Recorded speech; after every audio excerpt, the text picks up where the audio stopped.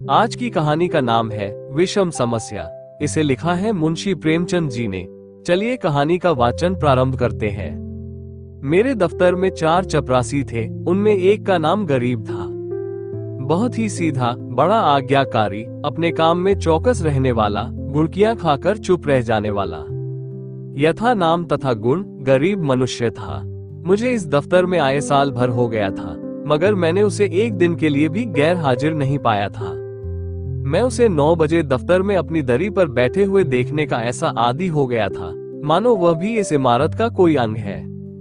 इतना सरल है कि किसी की बात टालना जानता ही न था। एक चपरासी मुसलमान था। उससे सारा दफ्तर डरता है, मालूम नहीं क्यों।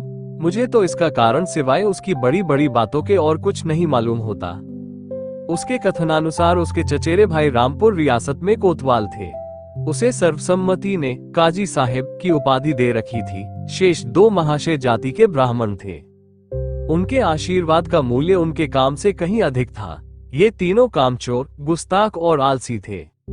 कोई छोटा सा भी काम करने को कहिए तो बिना नाक भान सिकोड़े न करते थे।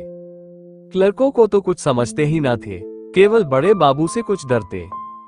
यद्यपि कभी कभी उनसे भी बेअदबी कर बैठते थे, मगर इन सब दुर्गुणों के होते हुए भी दफ्तर में किसी की मिट्टी इतनी खराब नहीं थी जितनी बेचारे गरीब की। तरक्की का अवसर आता तो ये तीनों नंबर मार ले जाते। गरीब को कोई पूछता भी न था और सब 10-10 रुपये पाते थे, पर बेचारा गरीब 7 पर ही पड़ा हुआ था। सुबह से शाम तक उसके पैर एक क्षण के लिए भी नहीं टिकते थे। यहाँ तक कि तीनों चपरासी भी उस पर क्रोध जताते और ऊपर की आमदनी में उसे कोई भाग न देते थे। इस पर भी दफ्तर के सब कर्मचारी से लेकर बड़े बाबू तक उससे चिढ़ते थे। उसको कितनी ही बार जुर्माना हो चुका था और डांट फटकार तो नित्य का व्यवहार था। इसका रहस्य मेरी समझ में कुछ नहीं आता था। मुझे उस पर दया आती थी और अपने बर्ताव से मैं ये दिखाना चाहता था कि उसका आदर मेरी दृष्टि में अन्य तीनों चपरासियों से कम नहीं है। यहाँ तक कि कई बार मैं उसके पीछे कर्मचारियों से लड़ भी चुका था। एक दिन बड़े बाबू ने गरीब से अपनी मेज साफ करने को कहा। वो तुरंत मेज साफ करने लगा। दैवयोग से झाड़न का झटका लगा तो दवात उलट गई और रोशनाई मेज पर फैल गई। बड़े बाबू ये देखते ही जामे से बाहर हो गए। उसके दोनों कान पकड़कर खूब ऐंठे और भारतवर्ष की सभी प्रचलित भाषाओं से दुर्वचन चुन चुनकर उसे सुनाने लगे। बेचारा गरीब आंखों में आंसू भरे चुपचाप मूर्तिवत सुनता था, मानो उसने कोई हत्या कर डाली हो। मुझे बड़े बाबू का जरा सी बात पर इतना भयंकर रौद्र धारण करना बुरा मालूम हुआ। यदि किसी दूसरे चपरासी ने उससे भी बड़ा अपराध किया होता तो भी उस पर इतना कठोर वज्रप्रहार न होता। मैंने अंग्रेजी में कहा, बाबू साहब, यह अन्याय कर रहे हैं। उसने जानबूझकर तो रोशनाई गिराई नहीं। इसका इतना कड़ा दंड देना अनौचित्य की पराकाष्ठा है। बाबूजी ने नम्रता से कहा, आप इसे जानते नहीं, ये बड़ा दुष्ट है। मैं तो इसकी कोई दुष्टता नहीं देखता। आप अभी इसे जाने नहीं, ये बड़ा पाजी है। इसके घर में 2 हलों की खेती होती है, हजारों का लेन देन करता है, कई भैंसें लगती हैं। इन बातों का इसे घमंड है। घर की दशा ऐसी ही होती तो आपके यहाँ चपरासी गिरी क्यों करता? बड़े बाबू ने गंभीर भाव से कहा, विश्वास मानिए, बड़ा पोड़ा आदमी है और बला का मक्खी चूस है। यदि ऐसा ही हो तो भी कोई अपराध नहीं है। अभी आप यहाँ कुछ दिन और रहिए तो आपको मालूम हो जाएगा कि यह कितना कमीना आदमी है। एक दूसरे महाशय बोल उठे, भाई साहब, इसके घर मनो दूध होता है, मनो जुआर, चना, मटर होती है, लेकिन इसकी कभी इतनी हिम्मत नहीं होती कि थोड़ा सा दफ्तर वालों को भी दे दे। यहाँ इन चीजों के लिए तरस तरस कर रह जाते हैं, तो फिर क्यों न जी जले। और यह सब कुछ इसी नौकरी के बदौलत हुआ है, नहीं तो पहले इसके घर में भूनी भान तक न थी।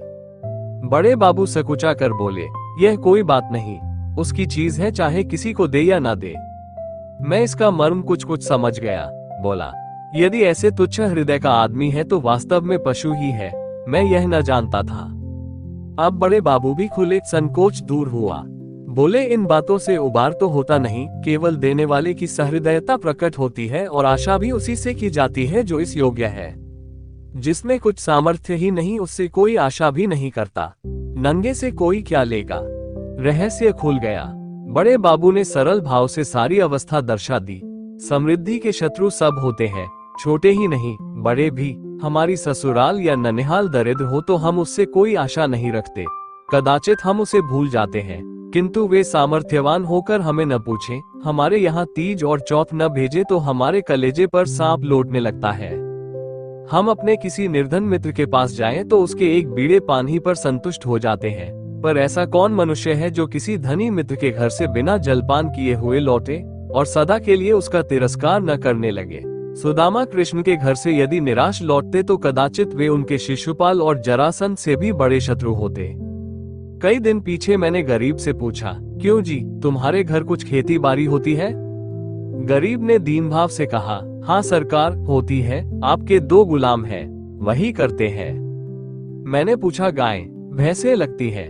हाँ हुजूर, 2 भैंसे लगती हैं। गाय अभी गाभिन है, आप लोगों की दया से पेट की रोटियां चल जाती है। दफ्तर के बाबू लोगों की भी कभी कुछ खातिर करते हो? गरीब ने दीनतापूर्ण आश्चर्य से कहा, हुजूर, मैं सरकार लोगों की क्या खातिर कर सकता हूँ? खेती में जौ, चना, मक्का, ज्वार, घासपात के सिवाय और क्या होता है? आप लोग राजा हैं, यह मोटी छोटी चीजें किस मुंह से आपको भेंट करूं? जी डरता है कि कहीं कोई डांट न बैठे कि टके के आदमी की इतनी मजाल।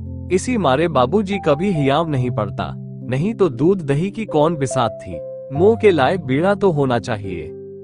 भला एक दिन कुछ लाके दो तो देखो लोग क्या कहते हैं। शहर में ये चीजें कहाँ मुयस्सर होती है। इन लोगों का जी भी तो कभी कभी मोटी छोटी चीजों पर चला करता है। जो सरकार कोई कुछ कहे तो कहीं साहब से शिकायत कर दे तो मैं कहीं का न रहूं। इसका मेरा जिम्मा है, तुम्हें कोई कुछ न कहेगा, कोई कुछ कहेगा भी तो मैं समझा दूंगा। हुजूर, आजकल तो मटर की फसल है और कोल्हू भी खड़े हो गए हैं, इसके सिवाय तो और कुछ भी नहीं है। बस तो यही चीजें लाओ, कुछ उल्टी सीधी पड़ी तो आप ही को संभालना पड़ेगा। दूसरे दिन गरीब आया तो उसके साथ 3 हृष्ट पुष्ट युवक भी थे। 2 की सिरों पर 2 टोकरियां थी, उनमें मटर की फलियां भरी हुई थी। एक के सिर पर मटका था जिसमें ऊख का रस था। तीनों युवक ऊख का एक एक गट्ठा कांख में दबाए हुए थे। गरीब आकर चुपके से बरामदे के सामने पेड़ के नीचे खड़ा हो गया। दफ्तर में उसे आने का साहस नहीं होता था, मानो कोई अपराधी है। वृक्ष के नीचे खड़ा ही था कि इतने में दफ्तर के चपरासियों और अन्य कर्मचारियों ने उसे घेर लिया। कोई ऊख लेकर चूसने लगा। कई आदमी टोकरों पर टूट पड़े। इतने में बड़े बाबू भी दफ्तर में आ पहुंचे।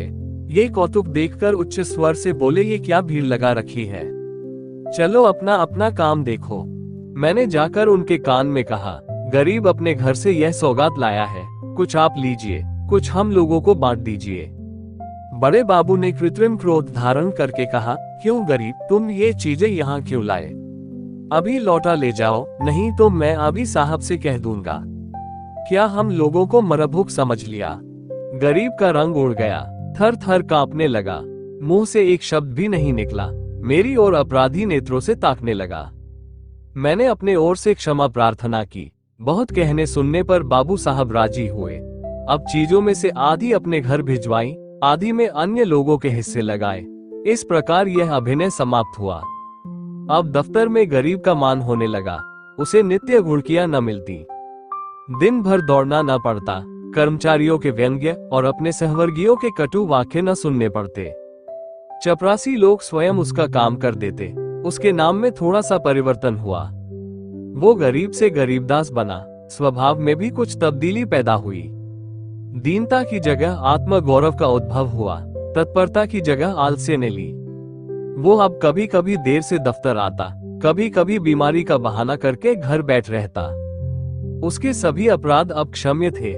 उसे अपनी प्रतिष्ठा का गुर हाथ लग गया। वो अब 10वें 5वें दिन दूध दही आदि लाकर बड़े बाबू को भेंट किया करता।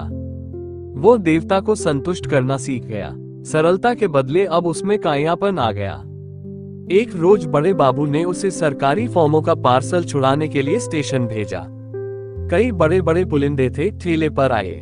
गरीब ने ठेले वालों से 12 आना मजदूरी तय की थी। जब कागज दफ्तर में पहुंच गए तो उसने बाबू से 12 आने पैसे ठेले वाले को देने के लिए वसूल किए।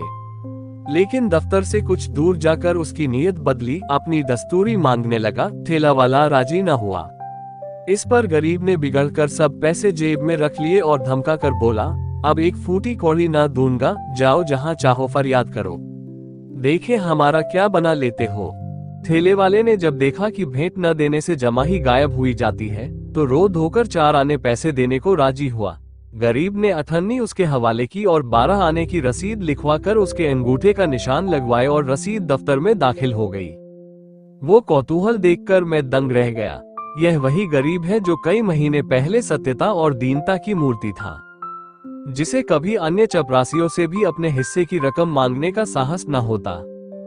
दूसरों को खिलाना भी न जानता था, खाने की जिक्र ही क्या। मुझे ये स्वभावांतर देखकर अत्यंत खेद हुआ। इसका उत्तरदायित्व किसके सिर था? मेरे सिर। मैंने उसे धूर्तता का पहला पाठ पढ़ाया था। मेरे चित्त में प्रश्न उठा, इस कायापन से जो दूसरों का गला दबाता है, वह भोलापन क्या बुरा था जो दूसरों का अन्याय सह लेता था। वह अशुभ मुहूर्त था जब उसे मैंने प्रतिष्ठा प्राप्ति का मार्ग दिखाया, क्योंकि वास्तव में वह उसके पतन का भयंकर मार्ग था। मैंने बाह्य प्रतिष्ठा पर उसकी आत्म प्रतिष्ठा का बलिदान कर दिया। आज की कहानी समाप्त हुई। ऐसी ही स्टोरीज के लिए वीडियो को लाइक, शेयर और चैनल को सब्सक्राइब जरूर करें। धन्यवाद। जय हिंद।